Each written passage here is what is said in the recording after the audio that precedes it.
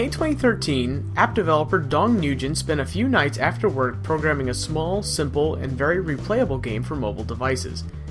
It didn't take long to make, just a day or two of after-work effort.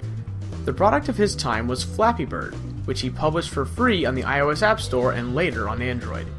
At first, very few people knew of the game or cared to download it. It had a handful of reviews to its name, but nothing close to notable success. But, a few months later, Nugent's app would become not only one of the most rampantly successful apps in recent memory, but one that would be permanently abolished in an instant. This is the rise and fall of Flappy Bird. Flappy Bird was completed and released in May of 2013 and updated for iOS 7 support in September. For months, the game saw little in the way of reviews or downloads, and the app seemed like more or less of a flop for its developer, .Gears, owned by programmer Don Nugent.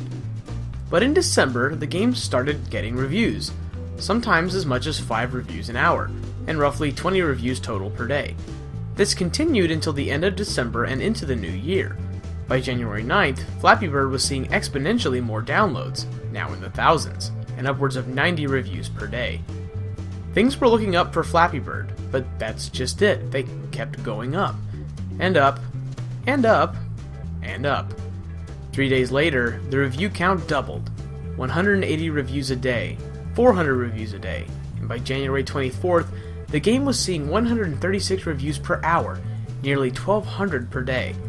Even then, it kept going. 2 days later, 206 reviews per hour. 2 days after that, 330. 400 just 24 hours later.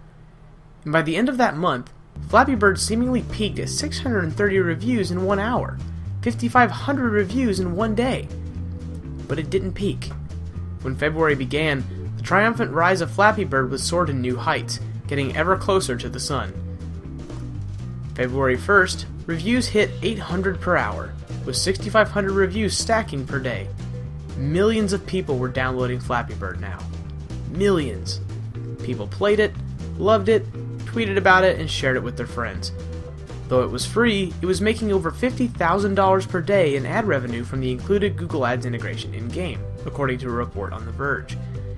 And despite all of the claims that the game had art that some users thought was ripped right out of Mario, and others deemed it the helicopter clone it might very well be, things looked up for Nugent and his game.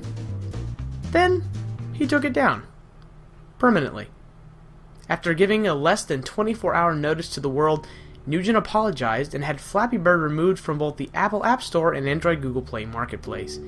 He sent out just a series of 4 tweets regarding the situation, but didn't give any official reasoning for the game's removal. However, a few days following the incident, Nugent spoke exclusively with Forbes and credited his decision to take down Flappy Bird to the game being far too addictive. Flappy Bird was designed to play in a few minutes when you are relaxed, but it happened to become an addictive product. I think it has become a problem. To solve that problem, it's best to take down Flappy Bird. It's gone forever. In removing the app from the App Store, Nugent is walking away from a large pot of money. But he doesn't care. He's made it clear that this decision, to him, was the best one, and that he's very much thought it through. And so, Flappy Bird came, and Flappy Bird went. You can no longer download it directly from the App Store or Google Play, at least not if you haven't downloaded it before. If you have, then you'll always be able to, as per Apple's user policy. But for everyone else, Flappy Bird has flapped his last. That's why a bunch of iPhones with the game installed are now going for thousands of dollars on eBay. Not because the game is now a rare gem, but because people are idiots. But if you don't want to go through the effort of buying an overpriced phone with the game installed, or you don't want to pirate it and sideload it to your device, then you could just spend an afternoon playing Helicopter, because that game still rocks.